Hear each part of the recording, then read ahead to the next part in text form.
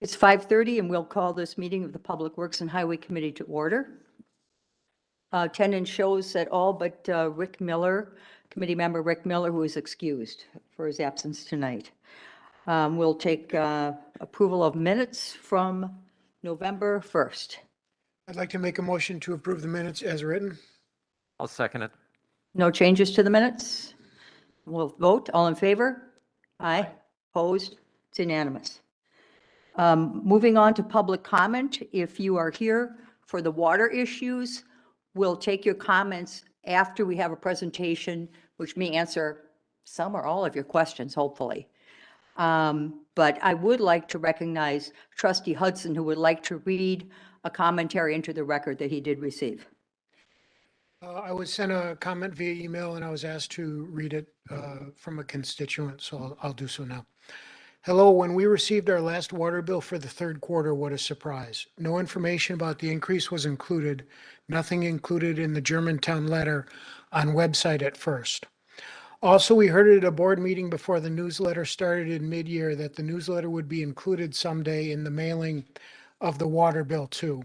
The summer water rate credit was finally posted after the fact on the first page of website, a couple of days after we called and talked to the clerk, but was explained by the administrator of the village in an email back to us that not everyone didn't qualify for the summer sewer rate and would be confusing to some citizens who didn't receive the credit.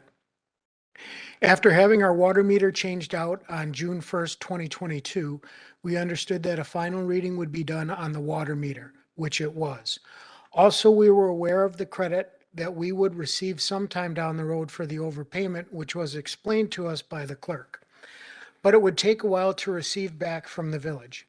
Due to the system crashing and shorthanded in help to re-enter the data, the village needs to make sure that everything runs smoothly and properly for employees to do their jobs and for the citizens to be billed properly and on time, not waiting to repair or replace the old equipment. Okay, we will wait. Yes, almost 14 months from start of billing over. Until we receive our money back, no interest to be paid to us either due to PSC doesn't allow this, but it was like not getting the money back due to the third quarter water bill. But the bill dated on June 9th, 2022 to September 15th, 2022 was a surprise for the third quarter. Starting on June 8th, 2021 to September 10th, 2021, the billing from the village was an estimate. These estimated bills continued until March 10th, 2022 to June 2nd, 2022. Then the third quarter came for June 9th, 2022 to September 15th, 22. That was finally read. Due to having a new meter that was installed, we couldn't figure it out. We did call and talk to the clerk. The clerk was helpful explaining about the summer rate. We did remember something being said at a village meeting, but wasn't exactly sure what was said, nor could we find it on the website. The village website is in need of a lot of help, not very user-friendly. The village assumes everyone has a computer to use, but everyone doesn't have a computer and nor do they want one. Yes, we did get some credit for the summer sewer rate, otherwise our bill would have been more. But we also believe this way of doing the summer sewer rate this year was due to the fact that the village couldn't raise our sewer rates until the new water tower is completed in the Holy Hill Industrial Park, which will be done by the end of the year 2023, they say. Only the new water rate was in effect for this year. We say take your time in finishing off the new water tower, but we are sure you would come up with another way to increase somehow or blame it on someone else to do something else why we had to have the increase. The village board needs to improve how issues are handled and communicate to the citizens of the village better. Thank you for listening to us, the Schneiders. Okay, thank you, Trustee Hudson. In our last meeting, I think many of you were here, if not all of you, and I did promise you that we'd have the correct people here to talk to you today, and we have our village manager, Mr. Kreklow, who is going to walk through how we got to where we are, and then we are going to decide what to do about it. And I think hopefully by the end of this evening, you'll have all your questions answered, and we'll have a direction that we can all agree on, okay? So with that, I'm going to ask Steve to go ahead and do his presentation. All right, thank you. And let me, before I get into the slides, just a couple of other things that I'll mention. One is the topic tonight is on the summer sewer service credit. I think that's the majority or the most common issue that's been coming up with phone calls that we've been getting on the third quarter billing. So I believe that's probably what most of you are interested in.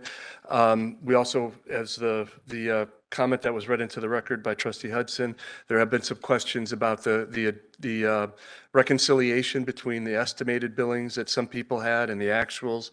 That's not on the agenda for this evening. The Utilities Advisory Committee is scheduling a meeting for next Thursday, December 15th, and they'll be getting into some of the other issues related to billing. And if you're interested or all of your questions aren't answered tonight, you can attend that, and there will be more discussion on that as well. And then the other thing before I get into the slides, I just wanted to say that I know that we have received more calls this past quarter than we normally do, and a lot of them were related to some of the changes. And we as staff, we do want to try to answer the questions best we can.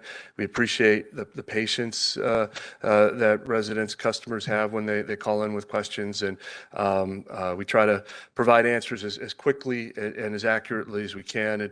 And we appreciate your patience when sometimes that is a bit of a challenge.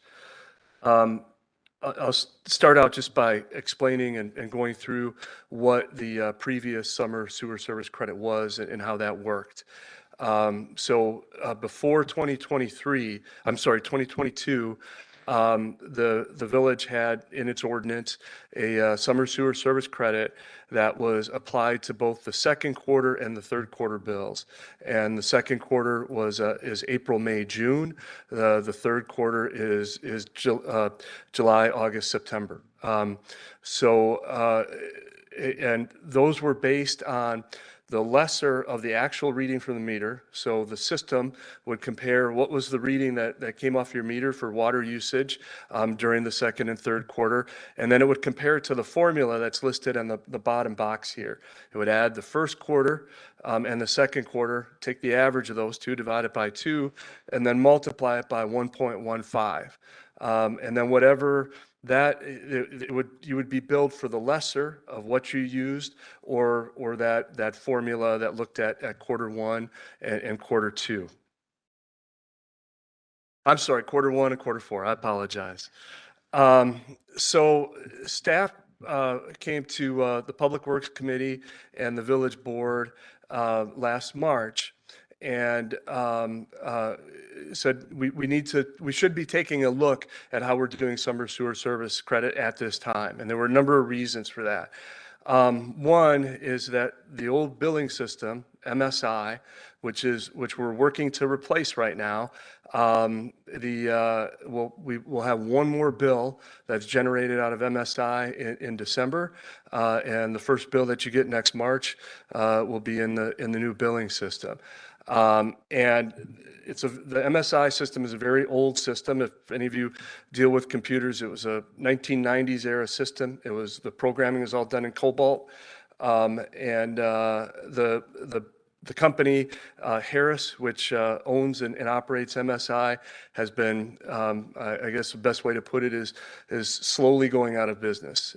They've not been making updates to the software. They've not been replacing staff when they're retiring, so they have few resources to try to help us correct errors when they come up. And the summer sewer service credit has been a problem getting accurate information out of the old billing system for quite some time. And we would usually in the third quarter get close to 200 complaints and issues that we would have to track down each one of those billing cycles. The second concern with the old billing method was that as we were looking at information we have, that it was underestimating the summer sewer flows. That people use more water that goes down the sewer during the summer. There's weather's warmer, people take more showers. There's more cleaning that tends to get done during the summer. So people do use more water that goes down the sewer during the summer months. And to keep the utility financially viable, we have to recover the costs related to that. So that was something that we were looking at. And then third, I mentioned we're implementing a new system that whatever the summer sewer service credit is has to be programmed into the new system. So that was the time to look at changing that was this year, so that we could if there were any adjustments, get it into the new system. So that was why that came forward to the board in March for some to review it and to look to see if any changes were needed. So the changes that were made, that were adopted by the board, they were reviewed by the committee and adopted by the village board in March of this year. And there were a few things that they did. Number one, they eliminated summer sewer credit for Q2 entirely. So when you received your Q2 bill this year, there was no summer sewer service credit applied to that. That was eliminated in its entirety. And then they modified that formula slightly. Well, not slightly, it was a significant change, but they modified the formula so that instead of that Q1 plus Q4 average times 1.15, they went to a Q1 plus a Q2 average times 1.15. But the board also changed it so that if you averaged less than 11,000 gallons, you would not receive any credit. And the rationale behind that is a big part of our costs are paying MMSD for the treatment component of the sewer service. And MMSD bills the village based on an average utilization of a little over 11,000 gallons per household. So they look at how many residential customers do we have, and they bill us based on 11,000 gallons per household. So that was where that 11,000 gallon number came from, and why it was adopted. So anytime there's changes, there's going to be impacts. And here's kind of a summary of what we've seen. There was very little impact. We actually didn't receive any complaints or feedbacks after the second quarter. I think, and if you think about April, May, June, people are watering their lawns a lot less. They're not irrigating, washing cars, that kind of stuff as much. So the impact was much smaller on the second quarter. We received a total of about 300 to 350 customer contacts. That's phone calls, people who stopped in Village Hall, emails, and so on, that raised concerns about the Q3 billing. I think initially the thought was, well, there were errors in the bills, and we've reviewed, several hundred of these that came in, and we didn't find errors in the bills. What we found were people who were really impacted by some of the changes that took place. So here's where I can explain where the changes that had the most impact. I think by far most of the calls and most of the complaints we got were related to the 11,000 gallon minimum. That people who were impacted by that, who use less than 11,000 gallons, but have sprinkler systems, where it was the most common thing. So, and if I could just ask, just a show of hands, how many of you were affected by the 11,000 gallon minimum? Okay, so that's pretty much everybody, if not everybody in the room. So that was where the greatest impact was. We also did get some customer contacts from people that were really related to the change from the estimated water usage before the meter replacement to actual water usage. So we had, as we're replacing our software and trying to update things, and there was a period of time where the meters in people's houses were working. They were tracking the amount of water that was being used, but the software that took that data from the meter reading system and put it into the billing system failed. And we were unable for about 3,500 households in the village. We were unable for a period of time to get actual meter readings into the billing system. But yet we had to keep billing. So what we did is we used an estimate. We went back and looked at how much people had used in the past, and we sent out an estimated bill using that historical data. And for most people, it was pretty close. You know, we had 3,500 customers that we were issuing these bills for. But there were quite a few people who had something different going on. You know, maybe they had spent a month in Florida during one of the periods that we had looked at and used as an estimate for an estimate. And now this year they're back full time in Wisconsin. Those types of things, those anomalies. Meant that some people, maybe 10% of the people that we use estimated bills, we were way off. We used the best data we could, but in some cases we were way off. And so those households were really seeing, this was the first quarter that some of those households were seeing the actual bills based on actual usage in some cases over a year. So they saw an increase because their estimated bills were lower. And then the other thing that we saw, some of the 300 to 350 complaints that we got, there was a significant rate increase for water this year. And the highest water usage quarter is quarter three. And again, especially for folks who are using a lot of water for, for sprinkling, for irrigation or other purposes like that, swimming pools, they saw more of an impact on that rate increase in the third quarter than they did in the first and the second. So we got a lot more calls for that reason. So here's some things that just some of the analysis. This is a little small. I apologize for that. First of all, I want to just acknowledge that because of the age of the old system, the old billing system that we're working in, it's really hard for us to get hard data out to perform analysis.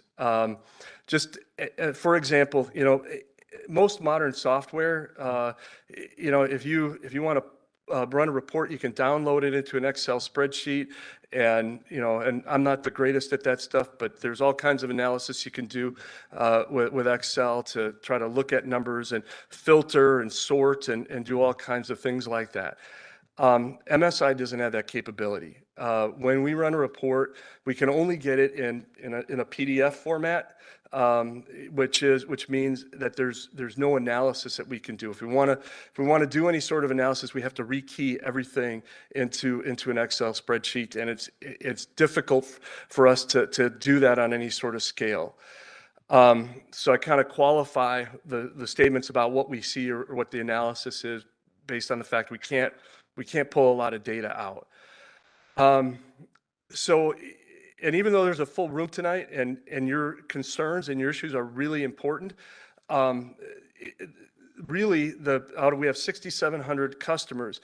And from what we can tell, the majority of customers, 95%, didn't see a large impact from the changes that were made in the summer sewer service credit.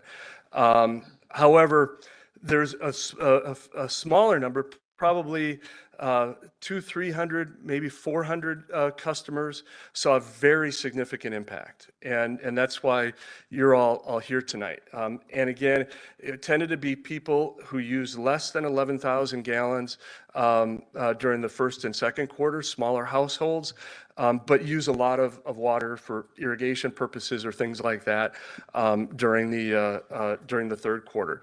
And just geographically, the areas where those came from Blackstone, Treetops, and Old Farm were the majority of places where we saw those complaints, those issues coming from.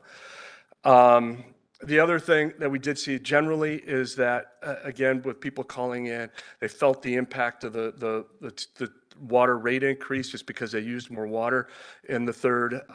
And then finally, just because we had several thousand people who went from estimated reading to actual reading. It was one of the staff here described it as kind of the perfect storm of things coming together, different negative circumstances all coming together at the same time.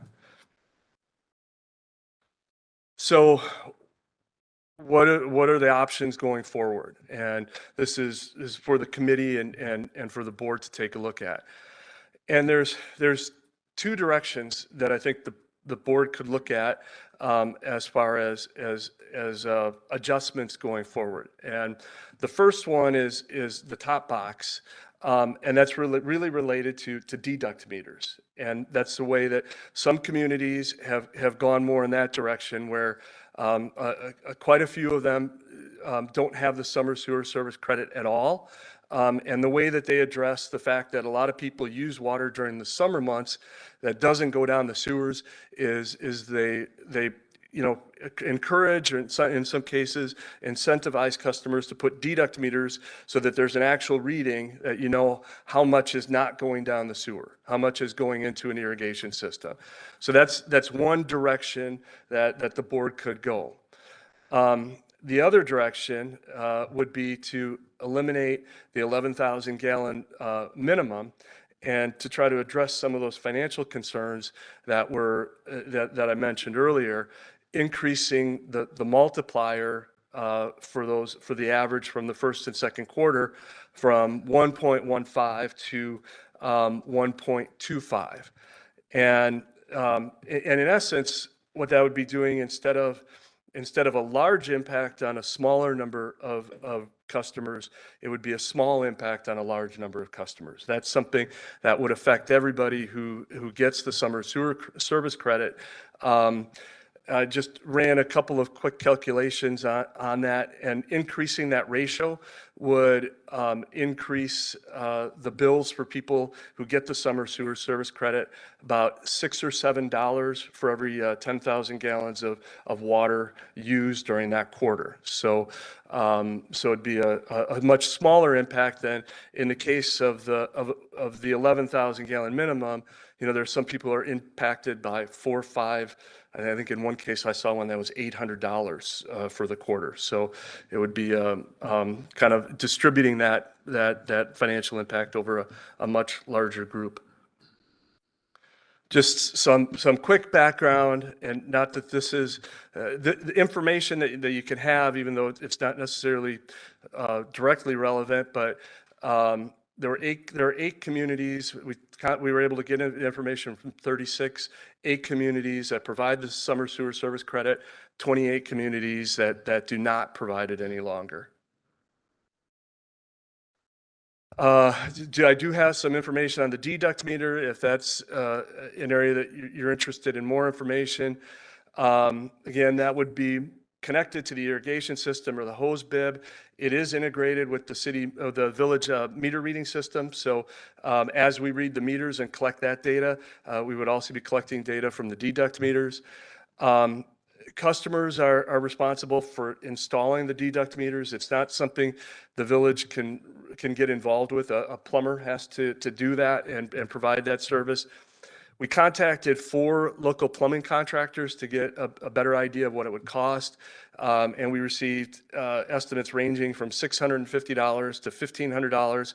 And generally, what each one of the 4 that we contacted told us is there's a lot of variation depending upon the plumbing within the home. That in some cases it's fairly easy to install them, and it's probably in the $650 range. In other cases, there have to be some other adjustments to the plumbing. It could cost as much as $1,500.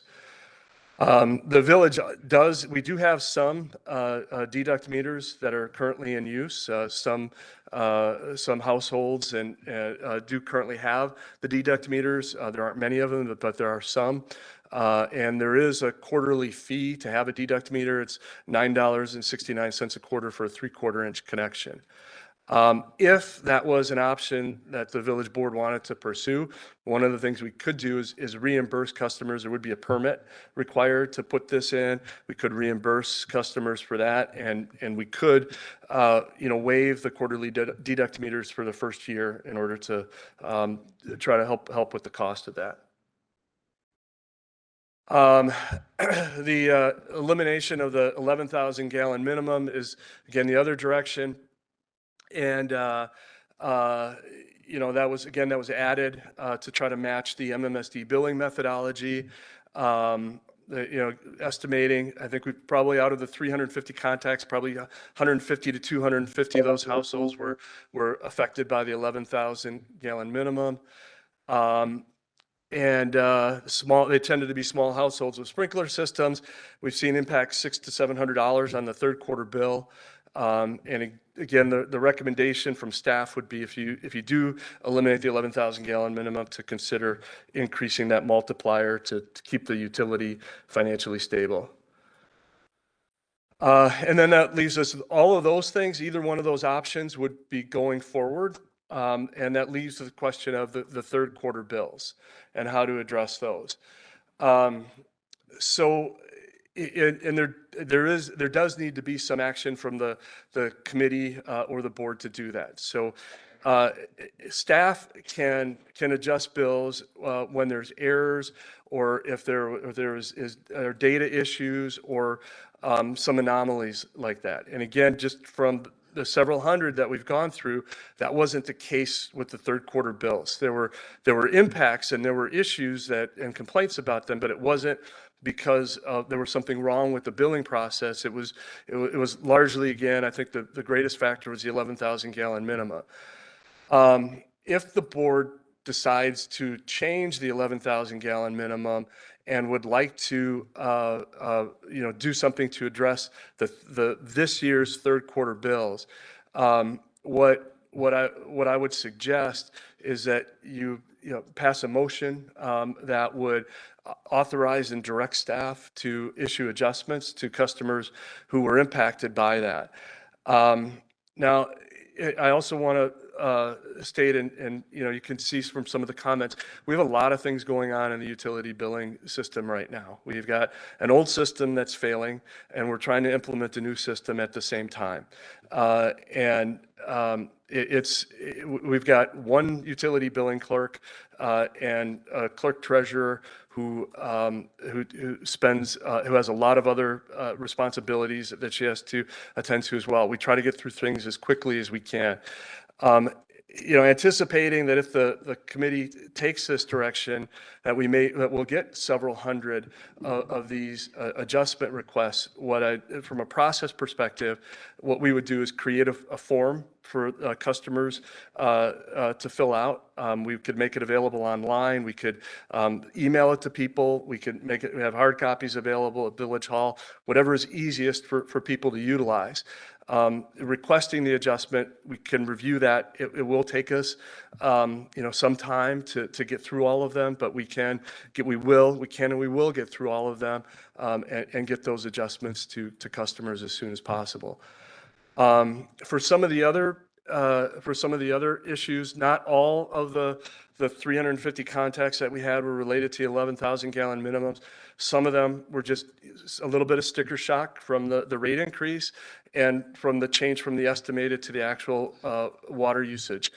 What we have been doing, especially with the change in the estimated to the actuals, is we already have been waiving any late fees. And for people who had a significant adjustment bill, they can contact Village Hall and go on an interest-free payment plan to try to spread out that cost over a longer period of time.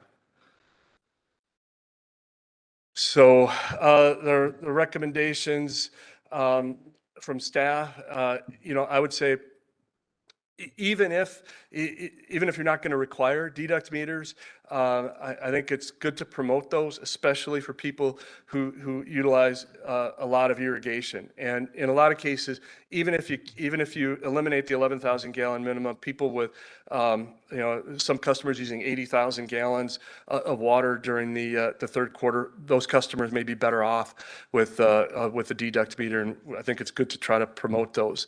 The second I've talked about, you can eliminate the 11,000 gallon minimum and increase the multiplier. That would have to go to the village board since it is codified in ordinance.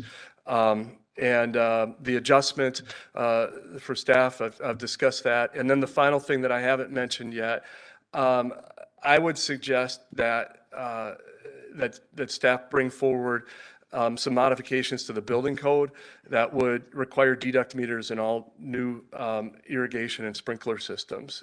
Again, getting accurate information is of what's actually being used for those purposes and not going down the sewer is a more accurate way and a more fair way of billing for those types of systems. And you would not have to make that retroactive to existing places, but I think going forward, it's probably the best practice to utilize. So that wraps up the presentation Okay, information. thank you, Steve. Let's not have questions yet. Let the committee talk a little bit about this because I don't want to waste your time if we're going in the direction you want us to go in, okay? I guess my question is, how quickly do you think these people could get their bills adjusted? Are we talking 2 months, Steve? Are we talking 3 months? And in the meantime, they would not pay that bill, or how would you suggest the utility department handle that? I would suggest that I would ask that people would get the applications in as quickly as possible if they believe that they're eligible, and then not pay their bill. Hold on to it. I think certainly within 3 months, we can get through those and get answers back to people on what their adjustments would be. And that won't adversely affect, We would not charge any interest. and it won't adversely affect you either for income if everybody holds. Correct. Okay. Correct. Okay, personally, I mean, the direction I'm thinking is eliminate the 11,000 gallon minimum and issue refunds to these people that had to put up with this issue for the past 3 months, with our apologies. But I will open it up to the committee for discussion or for a motion. If, Steve, if someone did pay their bill, then it would just be a future credit, or how would you, instead of a refund, or how would you do that? I mean, I would say we would handle it in the same manner that we did the adjustments that were made from the estimated bills to the actuals. And in those cases, when people overpaid, we did send a check back to them. So we're still completing that process. There's, I think, one more batch that has to go out to complete that process. But I would say that if there are adjustments for people who've already paid their bill, we would send a refund back to those folks. I think the recommendations that Steve and staff put together here, the 4, I think are very fair, very equitable, and I think answer the majority of the questions.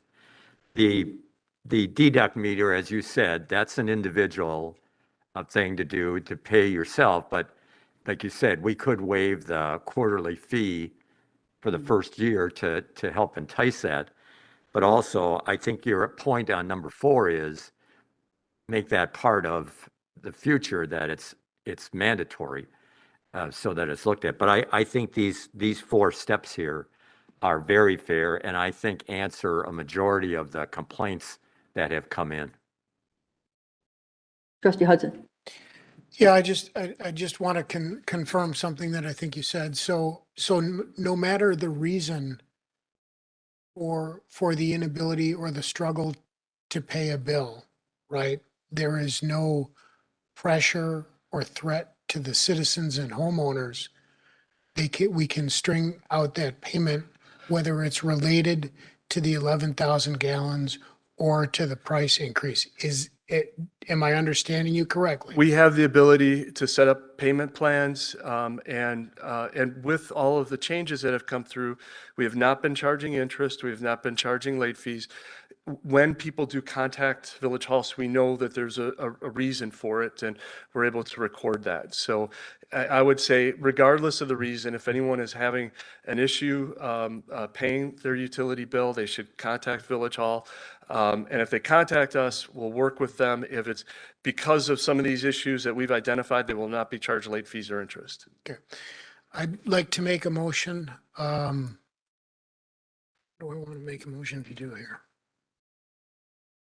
I'd like to make a motion to remove the 11,000 gallon limit and to change the ratio to 1.15 from 1.25. Did I say that correctly? First, right. Reverse that. Thank you. That's it? Yes. I will second that.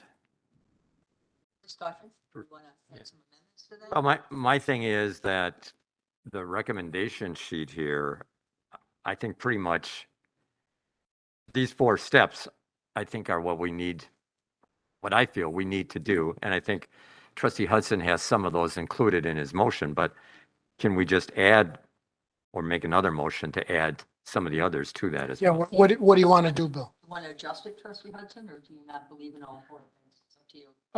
Promote the installation doesn't belong in, I mean, How about adjusting the bill? of course, yes, yes. Yeah. So just 2 and Yes. 3 for you? Yes, please. Yes. So it'd be 2 and 3, just so we're clear on that. I could go along with that because the rest can happen down the road. Sure. Because when you say promote something, That's not I mean, promote something could take time, have to be on the website, it'd have to be encouraging. And same with number 4. So I think 2 and 3 really captures what our residents here are really looking for. Any more discussion? Okay, before we vote, you can see the direction we're going in here, what we're going to approve. But is there anybody, before we vote on this, that has a problem with what we're going to vote on, or that would like to come up and offer an opinion on anything? Please, and state your name and address for the record.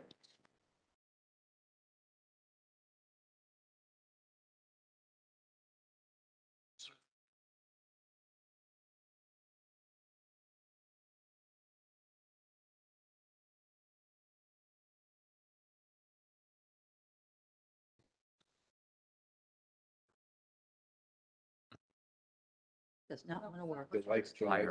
That light's still on. Buttons. Higher. You could just go up to the Higher podium. usually, Steve. Here, I'll just move this Over one here. over here. Oh, maybe not. Oh, there you go. Yeah. Let's come on up here. Sorry about that. Did last time. Right. Okay, Fred Schmelzer, North 115, West 17846, Sawgrass Court. I'm the president of the Glen at Blackstone Creek condominium. Bear with me a little bit because I wasn't expecting this to be in this order. My confidence level in this being a fix is pretty low. Mr. Kreklow spoke about not being able to extract data from his system, but yet he spoke about doing analysis and finding that it only affected a few hundred people. Now, how did he do that analysis if he can't extract the data? Is he basing it just on the number of calls? The silence of residents doesn't mean concurrence and happiness with what is happening. So my whole work background is in information systems. Data is always available in some form if you contract for it. And if you're just trying to do things in-house and you don't have the expertise, I think this is the kind of mess that we get ourselves into. Okay. So, you know, one paragraph I have here that I think still applies. I suspect that there's a portion of the population that just looked at the bills and chalked it up to inflation. I suspect there is a portion of the population that just looked at the bills and decided to suck it up and pay the bill. I suspect there's a portion of the population for whom money is no object and just paid the bill. But there's also a portion of the population, like the widow who spoke at last month's meeting saying, I don't know how I can afford to pay this. Mr. Krecklow showed a slide showing he contacted, 28 municipalities. And it simply says they don't charge or don't have a irrigation credit. How are they covering their expenses? They're all dealing with the MMSD. What are comparable water charges for like the village of Menominee Falls? I don't think Menominee Falls water bills are anywhere near what we're being charged. I don't know that, but we aren't presented that. We aren't shown that that kind of analysis was done. And really with your acceptance of just removing the $11,000 minimum, again, I'm not sure that that solves the issue, because I don't know how, I can't sit here and recalculate my bill. I can't sit here and recalculate one of our residents who got an $800 bill. I can't sit here and my real estate broker, Pat Tasker, was here at the last meeting. She had a $1,000 water bill. And to just say, suck it up, pay the bill, and get a water meter doesn't cut it. So I don't feel comfortable in what's going on here tonight. Okay, thank you for your comments. I would like to comment again that the meeting with the utility committee is next Thursday, and they can take up issues if you have other concerns, or if you really think we have bad surcharges, we can ask them to go and do a review, for example, of the surrounding area. No, it's on the agenda tonight. It's not my job. What's on the agenda tonight is the sewer credit. And that is the job of the utilities committee, and that's why we have them, to look into that.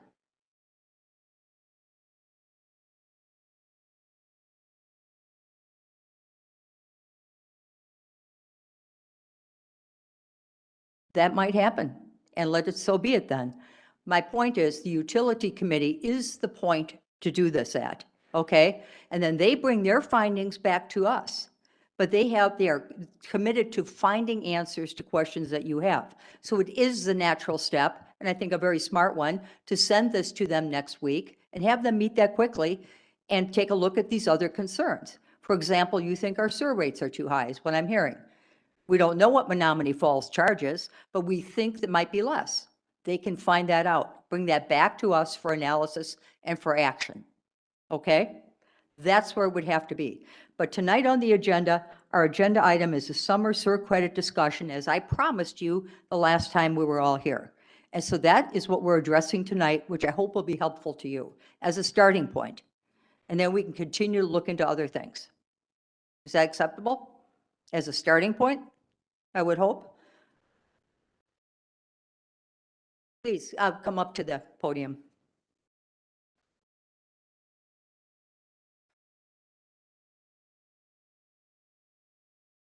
Hi, good evening, Bob Simonson, N115W17853 Sawgrass Court. I'm in support of the motion that's on the table for the trustees to vote on. It's a Band-Aid on a bad problem. I spoke last month about your wicked validation and formulas, Administrator Krecklow. I think that's a first step.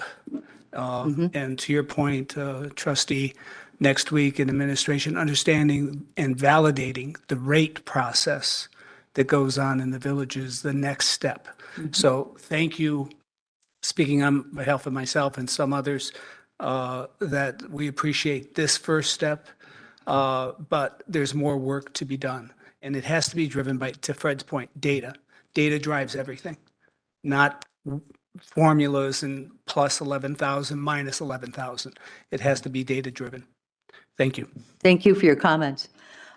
Steve, could I ask you, on the agenda next week, how do we establish what's going to be on that agenda for the utility board? I exchanged emails. Trustee Rick Miller is the chair of that group. I did exchange emails with him today with suggested agenda items.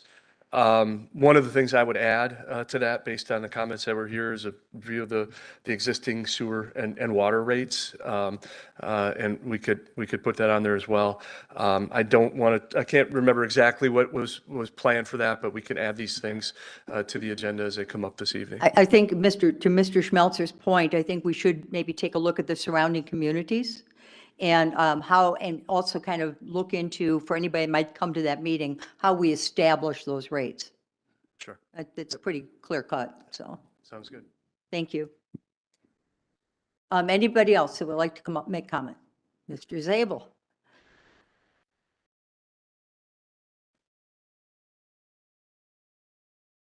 I believe that you guys are on the right track. Got a name and address, sorry. I'm sorry. I mean, we kinda know you, but- N97 W15737 Burrout Road. I'm not affected by this deal, but you're on the right track to get rid of the 11,000. What I would question, as you pointed out, you're going to the Utility Advisory Committee. From the 1.5 to the 1.25, maybe you want to do a study to see if the usage increases in the sewer system is that much or that less.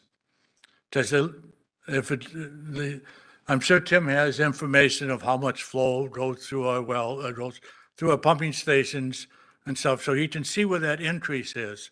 Is that increase a 1.15? Is that increase 1.25? Is that increase 1.3?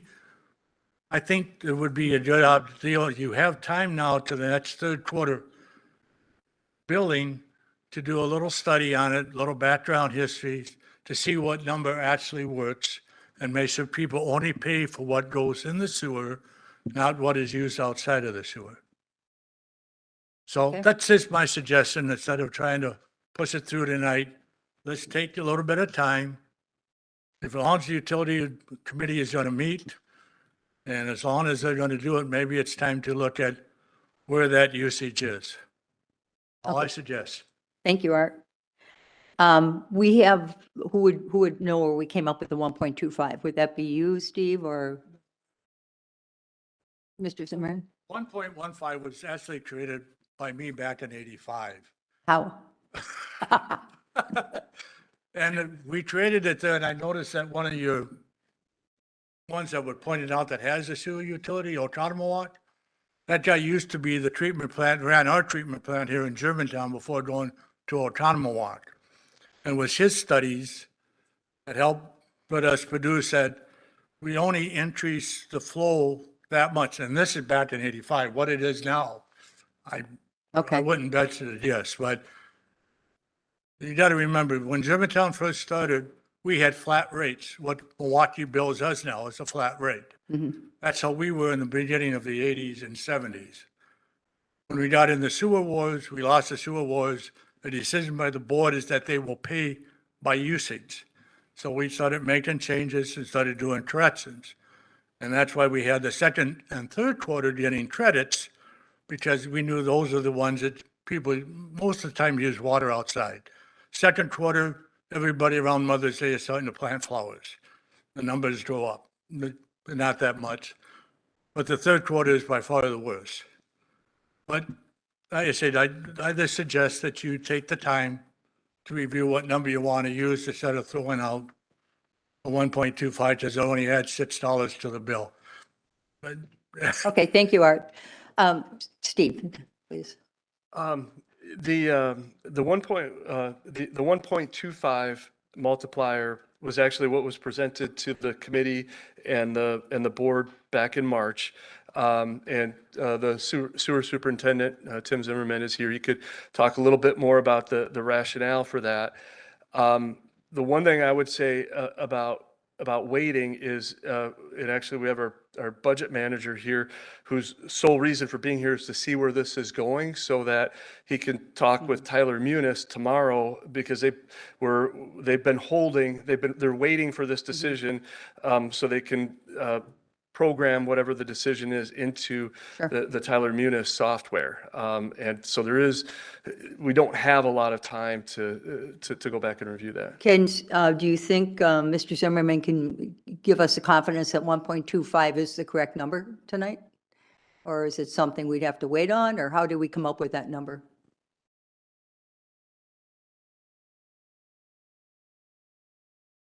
You know, it is something we can present in maybe more detail with. Next week at the. Next week. Okay. And I would suggest, if you do want to move, that is something that's going to have to get approval from the board. And the board could take some feedback from the Utility Advisory Committee if the 1.25 is the correct number. So you're thinking that we still could approve this tonight, and we could change that if needed at the village board level for the obvious reason that it was 1.24 or 1.26 or whatever. Correct. Okay. You could So move it this- keeps you moving forward, and it Yep. keeps us, so we can start looking at these bills and getting refunds going and, Yep. okay. Thank you. Committee, I'm comfortable with our motion, frankly. And I think next week at that utility board meeting, they can look into this more deeply if they want to. And perhaps Mr. Zimmerman can give them a presentation about how we arrived at the 1.25. And that could be altered then at the next village board meeting. Okay? Anybody else that would like to talk? Podium, please.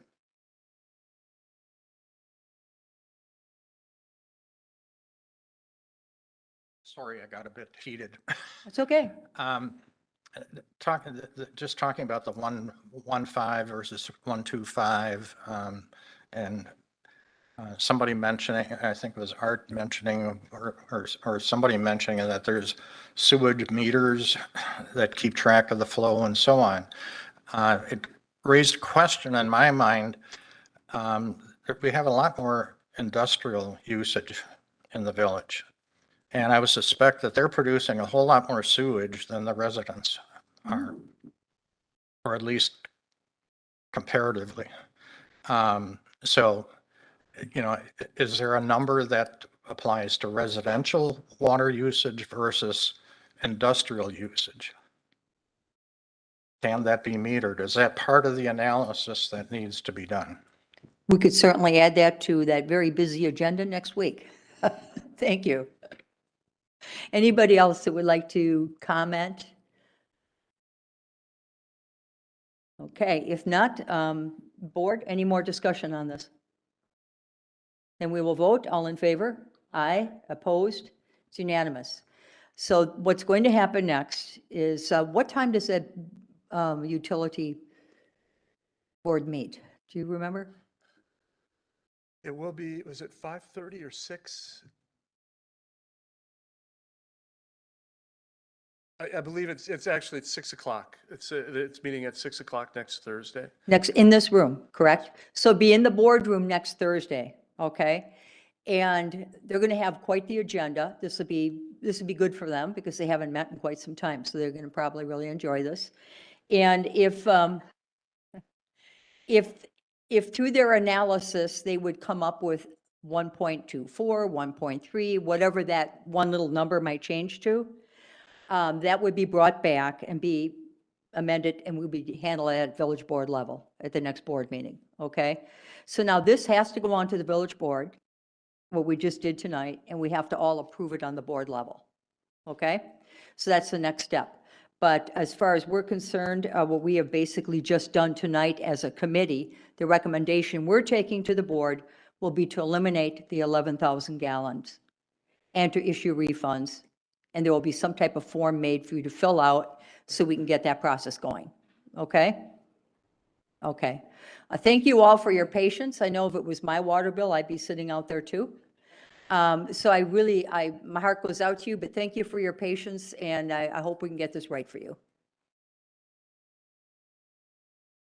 Okay, moving on to new business, resolution for additional stop signs at Nybor and Concord. Bring this forward to the committee. At the November 21st, 2022 Village Board meeting, the board approved the addition of stop signs to be installed on Concord Road for east and westbound traffic. Village ordinance requires the addition of traffic control devices and associated amendment to the official traffic may have to be carried out by amending section 702 of the Municipal Code of Germantown. Staff is presenting the change of ordinance and a resolution for that change to add the stop signs. Committee? Well, I know it passed at a recent meeting. I know I voted against it because I don't support it, but Is this the same stop sign that we did all that analysis and spent all that money on? Okay, yeah, but how did we get here? I missed that board meeting. I can explain. Oh, wait, Larry, I'm sorry. Two trustees, I don't remember which ones they were, applied and wanted it brought to the village board for, I guess, reconsideration and review of the topic. And the village board, through much discussion, a motion to add the two stop signs on Concord. So I have to be honest.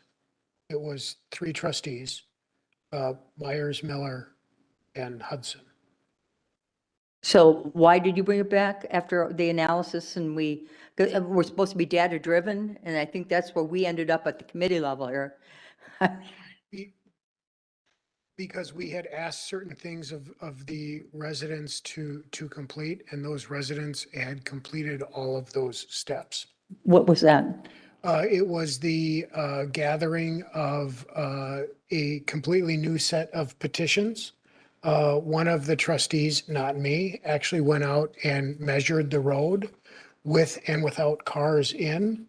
And in the opinion of those three trustees, or those two trustees and myself, it does present a danger if you go there and visit. And the danger is Primarily to children. And visual? Is it a visual thing It- because the road's It narrow is, or? it is not necessarily visual, but when you park cars on the side of the road, Okay, the passable area for the cars going both ways gets significantly narrowed. And should a child step into the street, there is nowhere for the okay. avoiding car to go. It And is. parking's allowed there, it- obviously. Parking is allowed there. That is correct. Yes. Should it be On allowed there? both sides. That was not the question that was being asked. Just but kind I- of curious if that would is- that eliminate is the a problem. Different way of looking at the issue that we Yeah. have. Okay. I did not think of that. So what is expected of us? We're supposed to approve this tonight? this is the ordinance, am I correct? Yeah. To enforce it? So the board basically approved it? Okay. Yeah, So this is just, Yeah, so I, Formality True. of, formality of changing the ordinance to make this happen. I'll move to approve the ordinance it, presented to us it, this it evening. was not known that you would not be there for that meeting. Well, that's Sorry, okay. that's all. okay, so we have motion.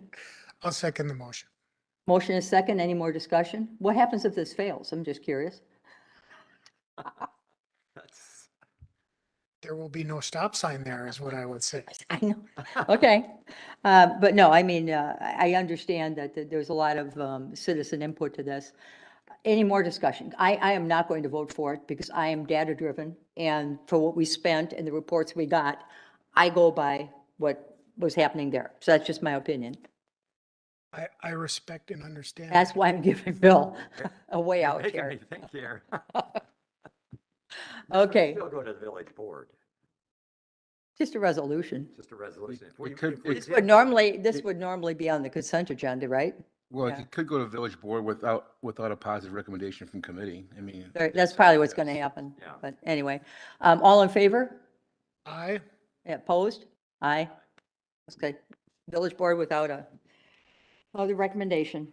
Okay, moving on to new business, Capstone 41 Development, second quarter water bill. Is that right?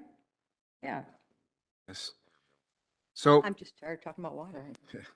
So this is a new building that went up in the Holy Hill area on the south side of the street. And in the past, I was always in charge by the committee to handle the water bills. Of the last 2 years, I haven't, but with this large bill, being a developer, They came to me to ask me for consideration of their bill. This is a typical thing we used to handle where the water was verified that the water did not go down the sanitary sewer. In fact, there was a leaky irrigation system that was installed, and they had some sticky valves on the irrigation system. It flowed into the parking lot, into their storm sewer, and into the pond. So it was verified that it didn't, by staff, by me, that it did not go down the sanitary sewer. We got a letter from the developer along with his bill. And like in the past, and I told the developer, I said, you have to pay all the water. I would look at the sewer, and my recommendation is he pays all the water, he pays the fire protection fee, and we would charge him $500 for sanitary sewer for virtually no use of the sanitary sewer. And that'd be my recommendation. My recommendation would be to adjust his bill from $10,254.34 to $3,787.29. Quick question for you, Larry. Is that our normal percentage that we reduce the sewer part by? I know we have sort of a formula for this. Is that the formula we always use? So usually what we do with a house, we look back the past 2 or 3 years of billings and look at their average Okay, flow consumption that. for those periods of the year, and we would look at an average. okay, And we would base their sanitary sewer charge on that average flow that they've had, consistently for the past 2 or 3 years if the house was of that age, or 4 years. With this being a brand new building and they had no occupants, they didn't occupy the building until mid or late October, and this is the building that Gills took over as a brand new building. And they did have porta potty johns out there for any construction workers, so they really did not. I've been there. They did not use the toilets. okay, Unless someone inadvertently flushed it once, and I figured the $500 would cover okay. if the toilet was flushed a couple of times. All right, committee? I'll move that we amend the 2022 second quarter water bill for the Capstone 41 development to $3,787.29. I'll second that. Any more discussion? Vote, all in favor? Aye. Aye. Opposed? It's unanimous. Moving on to removing excess topsoil. This is pretty much just the requirement of our code, and we bring these to you for any new development per the code. This is for the new DPW facility, Department of Public Works facility, and they do have a lot of excess topsoil on the site. And so I required them to apply for the alteration approval from the committee to remove 20,000 cubic yards of topsoil from the site. Committee? Just a question, Larry, isn't it awfully early to be removing that much, or? Well, they're just asking for permission. At the meetings we have, I give them a checklist sometimes to stay ahead of them. I like to stay ahead of the contractors. Yeah. And I just, when you get to that point, because they've already started stripping the site and they're developing topsoil piles. Okay. And so to store 20,000 cubic yards of topsoil, it does take up some room. Yep. And so we're just getting the paperwork kind of done. They do know the calculations from doing soil borings and, land area calculations and the depth of topsoil. And that's what all grading contractors would base their calculations on. This could be off plus or minus 100 yards or so. It's not something to be exact. But they're going to retain 8,600 cubic yards to use on the site. And they're asking for permission to haul the 20,000 cubic yards. I'll make a motion to allow more construction to remove 20,000 cubic yards of excess topsoil from the new DPW side. I'll second it. Any discussion? A vote, all in favor? Aye. Opposed? It's unanimous. Next, reduction of letter of credit for Heritage Park North. So Heritage Park North has had their credit reduced one time by, I believe it was around $300,000. They have a letter of credit remaining at of $2,202,590.25. The subdivision is 98% or 95% complete, we'll say. When you look at the dollar value, what has remained to be done in the spring is tree planting, and sometime next year, if the housing goes up quick enough, the final course of asphalt. We usually wait for the final course of asphalt to about 80% of the homes are built so that the construction traffic doesn't mar and ruin the surface asphalt. So with the economy the way it is, it may not go in next year, depending on how the houses go up. I'm told by a couple of realtors now who are doing this that it has slowed down a little bit with the interest rates, but they are still going up slowly, so I'm not quite sure how it'll go that way. The sewer and water, storm sewer has all been reviewed, inspected by village staff and accepted. The roadway is completed. They've done everything we asked for them to do out on Division Road, sidewalk, all those kind of items. And so I would go along with their request to leave and reducing the surety balance down to $174,375.25. And by my calculations, it's about 30% to 40% more than they put in their development agreement to complete these remaining items. Okay, and you're comfortable that if the economy really takes a pitch and things dramatically change out there and no houses go up, are we left whole pretty much? Yes. Okay, that's all I care about. Committee? I will move to reduce the letter of credit to a balance of 174,375.25. I'll second that. Further discussion? And that is the subdivision we approved the final plat for, was that Monday night? Yes. Any other discussion? We'll vote. All in favor? Aye. Aye. Opposed? It's unanimous. Next, release letter of credit for Goldendale Road, Ivy Development. I'm gonna have to describe this a little bit more. This is actually the letter of credit that was received from Dickman Development for the, what I would call, not the Goldendale Road 4 site, but the, also known as the Murphy Pet Food site.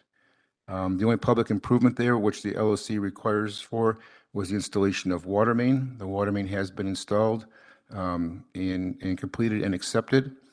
And they are requesting to have the remainder of their letter of credit reduced to zero and reducing it by $199,000. I concur with that. The site is getting ready, building is partially occupied by office people, and they're just finishing up the remainder of that. There is some work left to do with the sanitary sewer and water easement that went up to the further development, but that's underneath a different letter of credit. Committee? I'll make a motion to release Goldendale Road for Development LLC letter of credit down to nothing. I'll second it. Questions, discussion? Hearing none, we'll vote. All in favor? Aye. Aye. Opposed? It's unanimous. Finally, Paul gets to talk. Water Utility Superintendent Paul Haugen will tell us about damaged cable. Oh, I'm sorry. Oh, Scott, I'm so sorry. Okay. I just totally dissed you.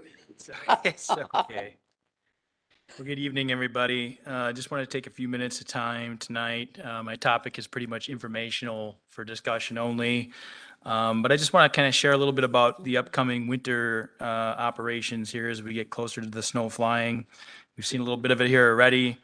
You know, and again, I'm hoping that as we get through this discussion, you know, as you guys get into different complaints or concerns that might come to you, it might help you answer some questions here about our operations, what we're going through. Like many departments, we've had some struggles recently with turnover that may influence our operations this season. It's important that you guys know we put a lot of effort into finding qualified replacements. And all of the replacements that we do have coming on board have some prior municipal experience, although I anticipate some growing pains this winter as we gel together as a team, especially during the first few plowing operations. Each year we do conduct a winter operations staff meeting as we prepare for winter. And I want you guys to know that we spent considerably more time with that discussion this year, covering operational terms and expectations. We've given drivers, the new drivers, opportunities to get out onto their route. And we've teamed them up with seasoned veterans to kind of go over some different things as well. Group discussions have taken place where I've expressed the importance to our seasoned employees to pull a little harder this year. And I've got the confidence that we're gonna do that. I think it's also important for this committee to know that when we come into a winter operation, we start as a team and we end as a team. We don't have somebody that finishes up in 3 hours while somebody else is taking 4.5. We leave as a team. And so if somebody's finishing up sooner and somebody's falling behind from a breakdown or for whatever reason, we're finishing as a team, we're working together. Also important, and I'll get into some of the numbers here in just a minute of the changes we've gone through, but I want you guys to understand that I am highly aware of the situation and some of the turnover we've had in our department. And so I'll be keeping a very close eye on winter operations this year and making sure that, that things are going as smoothly as possible. And I'd also like to encourage you that if you do find problems or people bring concerns to you, let me know right away and I'll try to get those addressed. As I've gone through this dialogue, maybe I should have started off with what some of the changes really truly are, but I'm going to give you those right now. Many of you will remember that Peter later left our organization. He was our foreman back in April. We brought Bill Wake on board as our new operations foreman. I couldn't be any more pleased with his performance. He's done an outstanding job. And while he's highly qualified, he's just new to the organization. We had 2 employees retire. One of those was a crew leader who played an integral role in winter operations. We do have an interim crew leader right now who again is doing a great job. I'm very pleased with what he's done so far, but he's very new to managing our smaller scale salting or drifting operations. So again, working with him really closely to guide those operations as we move along. So 2 retirements. We did have 2 employees also who have chosen to take different careers. One of them, his wife took a career out in Colorado, and so they decided as a couple to move out that direction. So we lost him. He's a seasoned veteran. And another gentleman really had a passion for forestry-related work, did a great job here working for the village for a couple years, but wanted to get back into forestry-related work full-time. So he left our organization a couple weeks ago. And then most recently, we do have 2 what we call temporary positions. They really help out on the building side a lot, plowing, building parking lots and park lots, and then also doing the walkways. Happy to report that we've retained him. He's now an employee, full-time employee for the sewer utility with Tim. So we're happy he's still with the village, but obviously that's going to have a little bit of an effect on our operations as well. So usually 22 strong, currently 20 strong. And of that, 6 faces brand new this year, and 2 new faces within the last 2 to 3 years. So 2 new additional faces within the last 2 to 3 years. So again, turnover going on within our department, some of it retirement driven, some of it career choice driven. I have every confidence that we're going to get through this and everything's going to be fine, but I just kind of want to make you guys aware of some of the changes going on should you guys get calls as we get going here this season. Thank you, Scott. I think that is helpful because, you know, we all periodically get those winter calls, especially cul-de-sacs, very bad, and mailboxes, ooh, those 2. But we can at least tell people now that, you know, look, we have some new staff members and we're really working at this. I think that's important to know. Thank you for sharing that. Yeah. Okay, Paul, on what are we talking about? The damaged cable repair. Good evening. So tonight, want to just mention that during a recent training event that involved 2 village staff members, a coax fiber cable was damaged at our existing DPW facility. The damage was caused by the failing to lower the containment tank on the village's vacuum excavator fully, and when unnoticed, that was being driven into the DPW entrance where the vehicle struck the cables. Unfortunately, our insurance deductible is set at $25,000 for this type of an occurrence, and the claim came in at $11,607. Anything between $7,500 and $15,000 comes before the committee. Committee? Overhead cables, I assume we're talking about? Correct. The lowest of the cables on the power lines.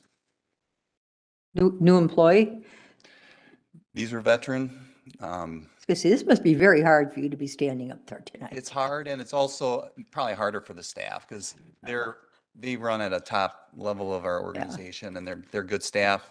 It's the first time I've seen anything like this in 12 years. I can attest to that. Yeah, and I can just be assured that this didn't go unchecked. We had meetings about it, how it cannot occur again. We memorialized it with emails. It's not a disciplinary action, but it's just, it's an accident. Ready? Go for it, Trustee Hudson.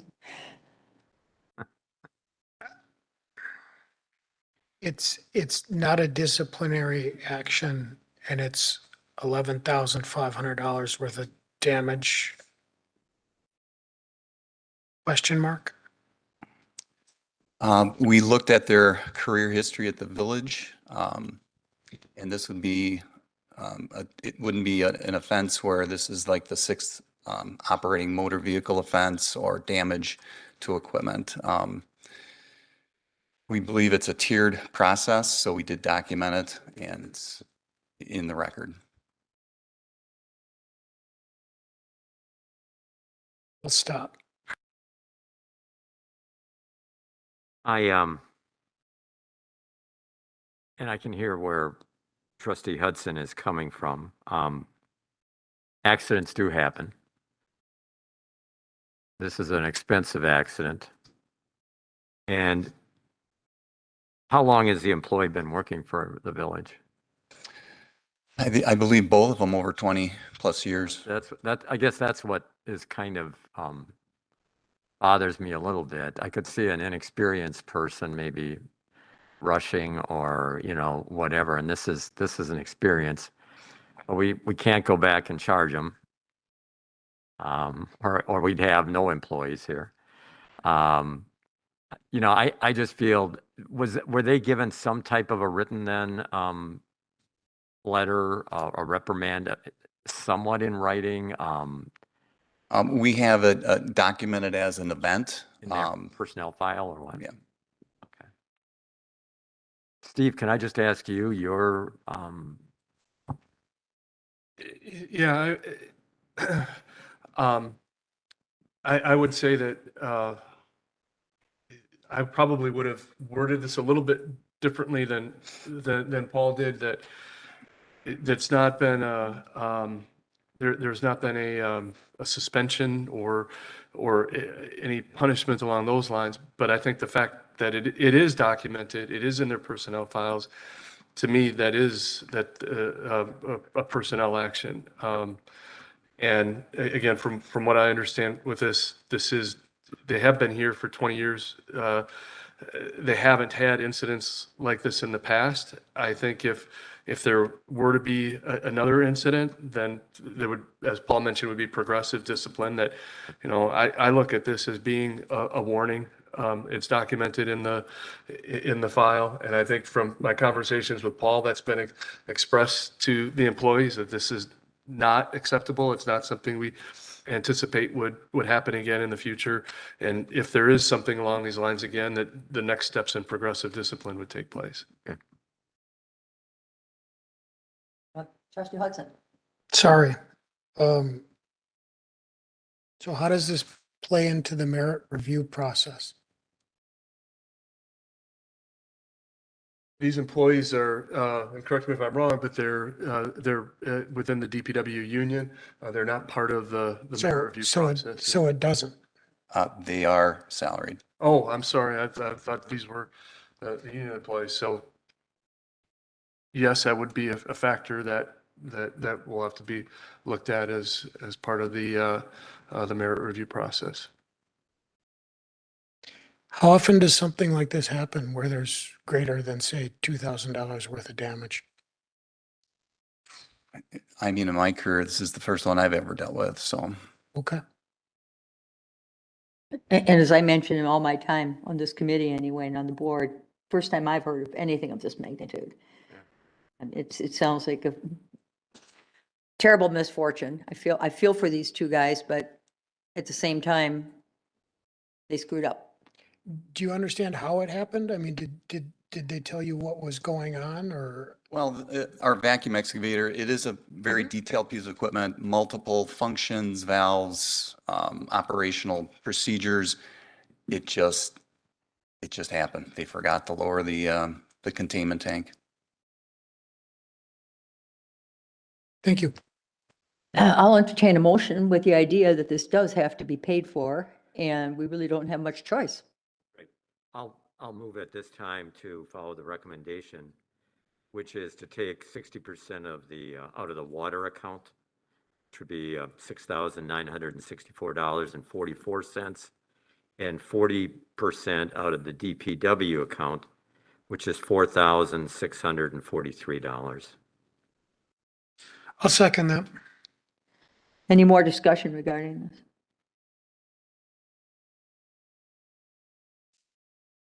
Here, Scott.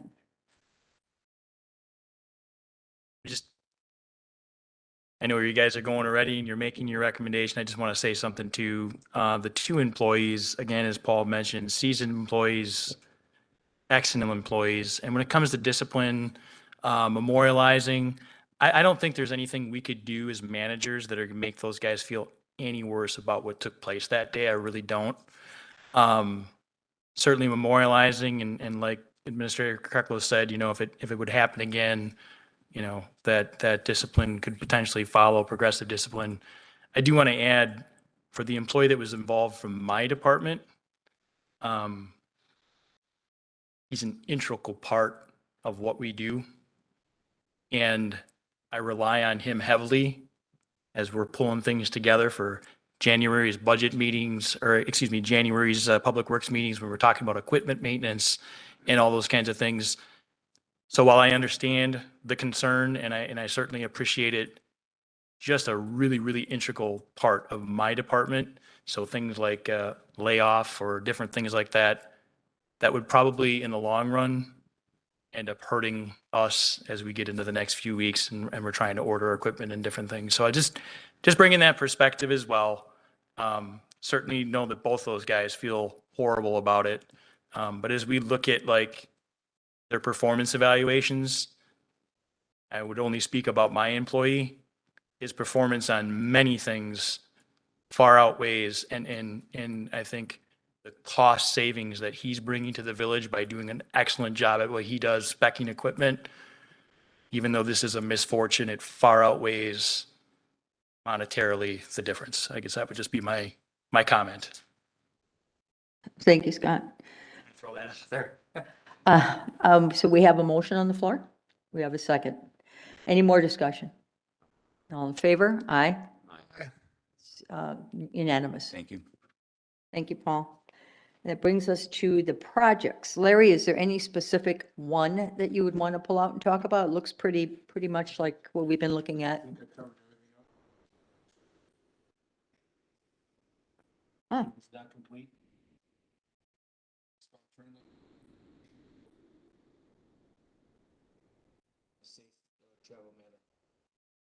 Weather did not play, was not, well, it wasn't our favorite at the end, but facilities, the energies, there's.